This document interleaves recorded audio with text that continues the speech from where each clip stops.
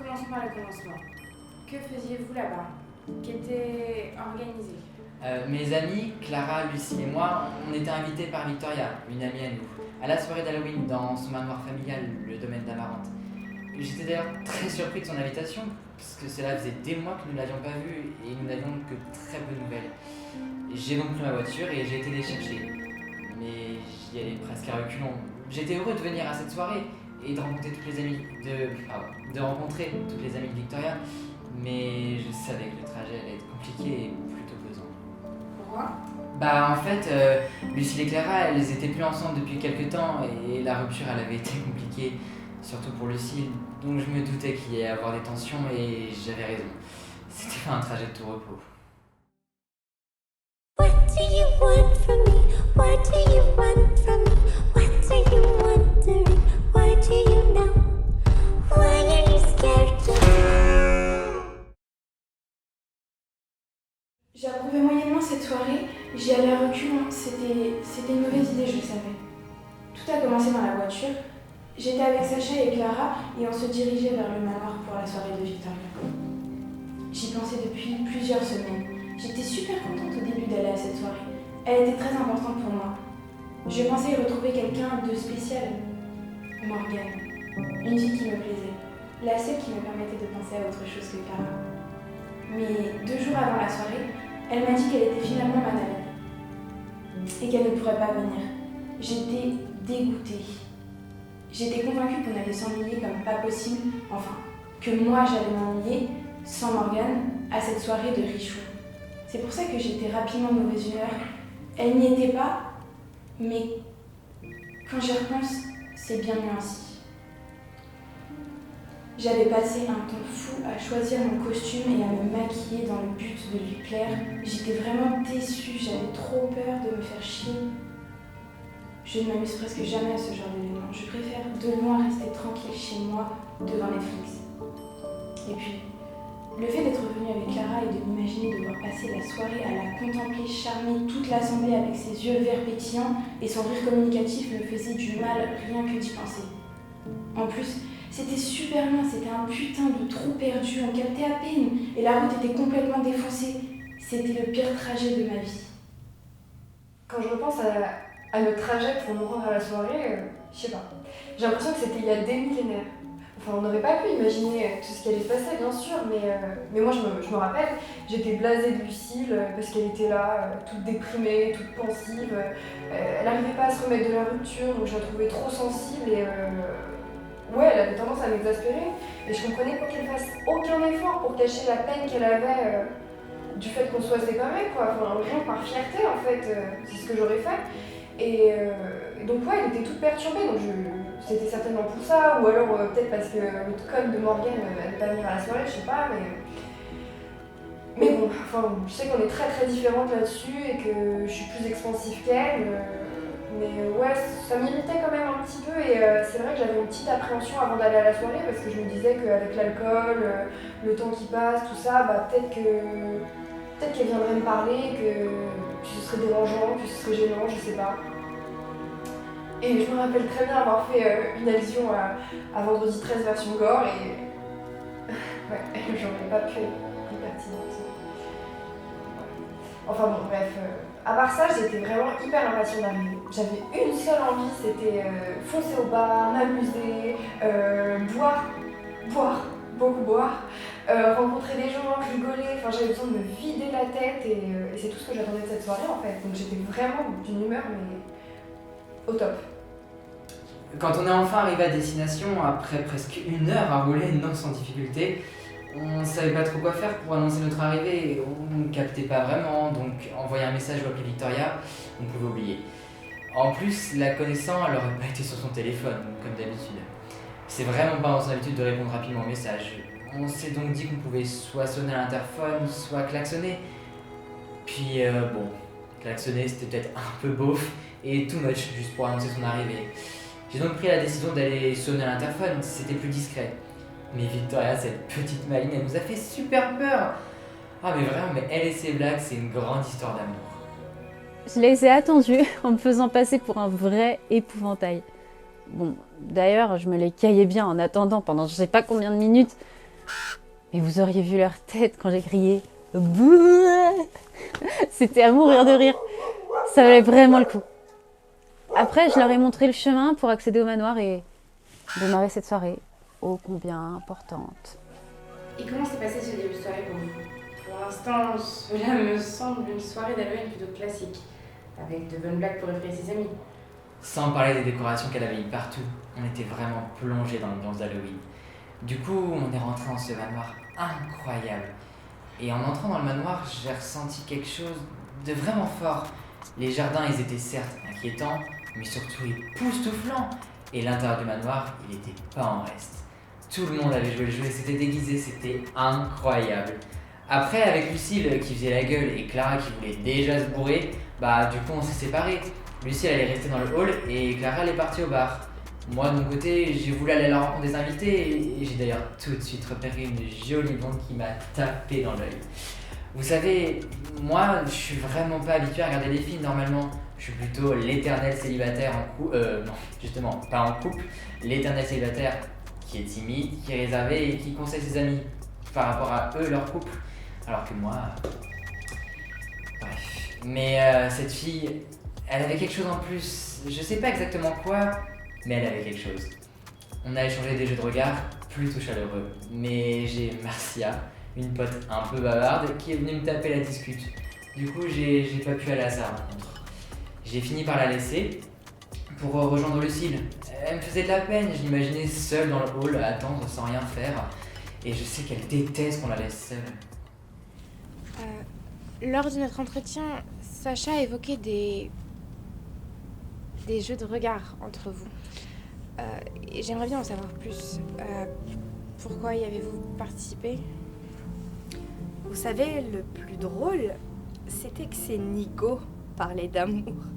Est-ce que Lucille allait faire le premier pas pour aller retrouver Clara?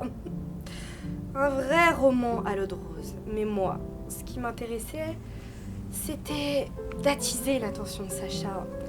C'était de moi dont il se préoccupait le plus, pas de ces histoires d'imbéciles ridicules de Lucille. Il était tellement évident. Nous étions faits pour être ensemble. Il était évident!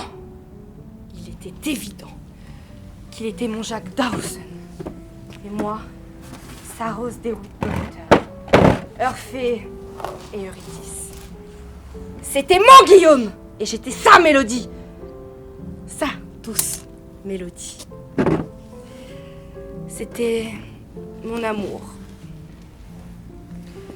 Et puis, il fallait que je m'assure que personne ne vienne gâcher mes plans. Personne.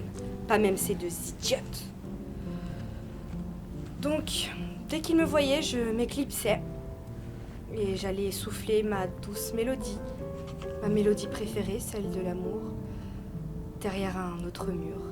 Et j'attendais. J'attendais que mon moment arrive. Et que nous nous retrouverions. Sacha nous a mentionné vous avoir laissé dans le hall en début de soirée. Après cela, que s'est-il passé? Qu'avez-vous fait? Sans vous mentir, j'ai d'abord paniqué. Je voulais surtout pas être seule parce que j'aime pas ce genre de soirée. On m'y allait traîner et j'avais autant envie d'y être que de me pendre. Comme je vous ai dit, je suis plus casanière. Entourée des miens, j'arrive à me sentir davantage à l'aise, mais si on me laisse seule, vous me perdez.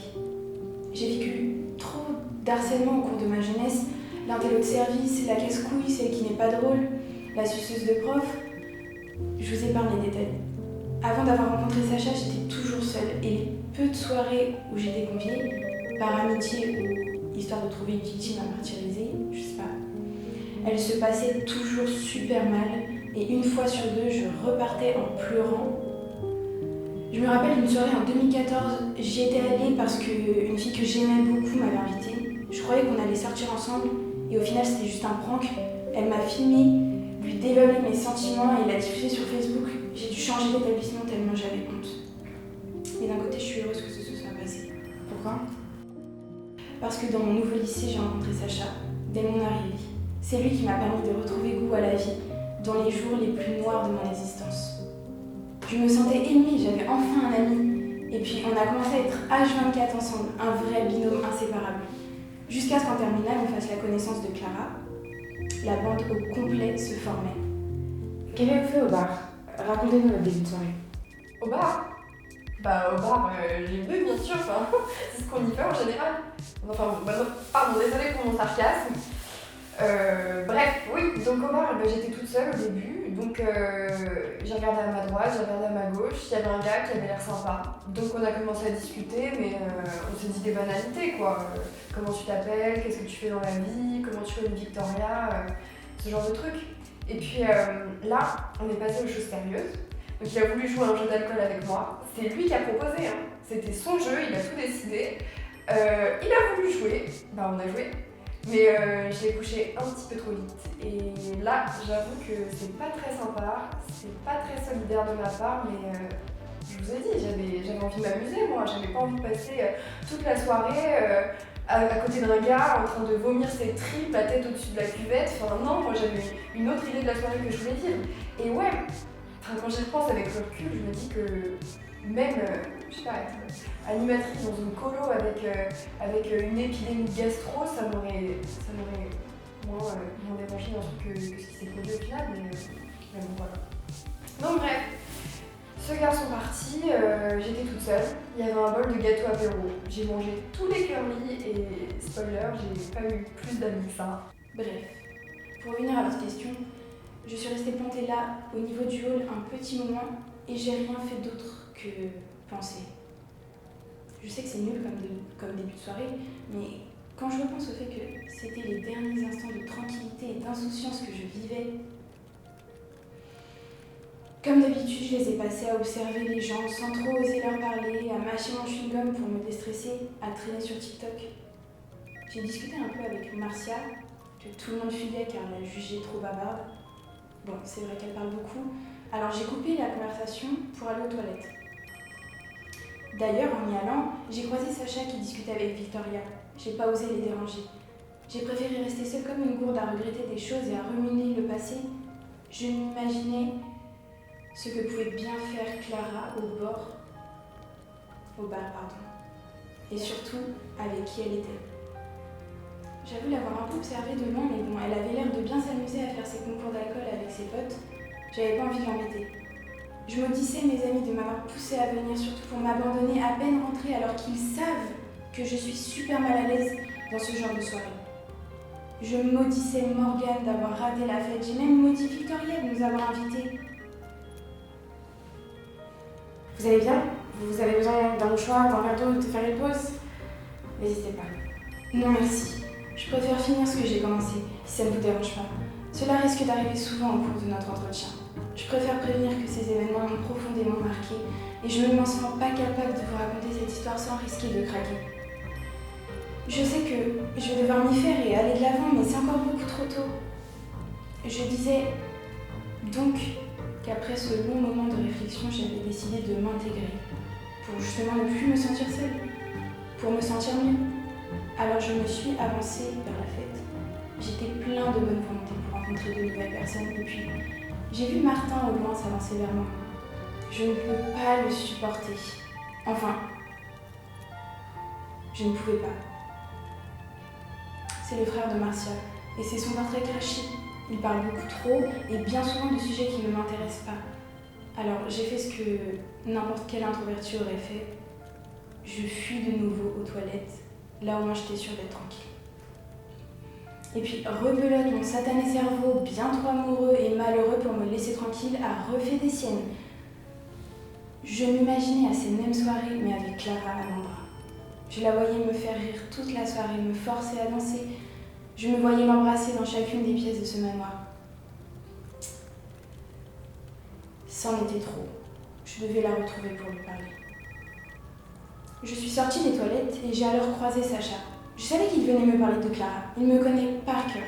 Et par la même occasion me dire d'aller faire la fête. Comme si c'était possible. Il sait très bien comment je fonctionne. C'est alors que Victoria a fait son annonce pour le moment horreur de la soirée. Elle est allée raconter l'histoire du domaine. Mais ça me faisait beaucoup trop peur, donc j'y suis pas allée. Quand on a entendu l'annonce de Victoria pour l'histoire d'horreur avec Lucille, j'ai clairement vu sur son visage que c'était mort, elle allait jamais venir. Mais moi, j'avais envie de frissons et j'étais carrément chaud pour ça. J'étais très fière de ma trouvaille. Je me suis dit qu'il fallait marquer le coup. Enfin merde quoi, je suis pas une vulgaire gougnafière, je pouvais pas simplement les appeler à venir écouter l'histoire du domaine d'Amarante. Un ancien pote à moi, Charles, était super doué en informatique. Et il m'avait appris plein de trucs au lycée. C'était vraiment cool ces années lycée à se fiche de tout et à sortir tout le temps. À rigoler du soir au matin, sans aucune pression. Je me souvenais alors de 2-3 astuces pour traficoter ma voix et me mettre à travers des haut-parleurs. J'avais préparé ça depuis des semaines. J'avais pas tellement de choses à faire en même temps, me diriez-vous. J'avais alors enregistré la bande-son auparavant et au moment parfait, j'ai éteint toutes les lumières avec ma télécommande. Et j'ai diffusé ma bande-son sur tous les haut-parleurs, juste avant de commencer l'histoire. Ça a marché du fait de Dieu. Ils se chiaient tous dessus, les cons. Du coup, je suis allé la rejoindre au salon pour écouter l'histoire. La mise en scène, elle était mais à couper le souffle. Et l'histoire, elle était vraiment terrifiante. Un baron sans tête qui tue toute sa famille, un garçon, Guillaume, qui abandonne la fille du baron et la plonge dans une peine mais inconsolable. Le récit de l'histoire et la séance de Ouija, c'était le climax de la soirée. J'attendais ce moment avec tellement d'impatience. J'avais tellement tout prévu de la mise en scène, du décor au choix des mots pour chaque phrase de mon histoire. Je voulais que tout soit parfait.